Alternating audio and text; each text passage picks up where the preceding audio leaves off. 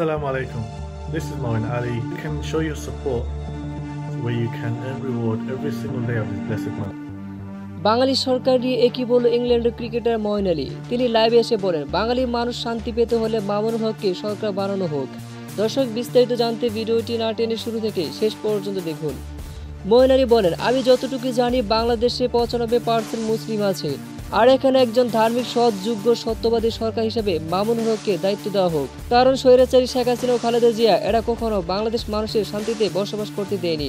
এরা আসলে ক্ষমতা পেয়ে সবকিছু ভুলে যায়। আর তাই দেশের ইসলামের বিষয়ে কথা বললে গ্রেফতার করা হতো আলেমদেরকে।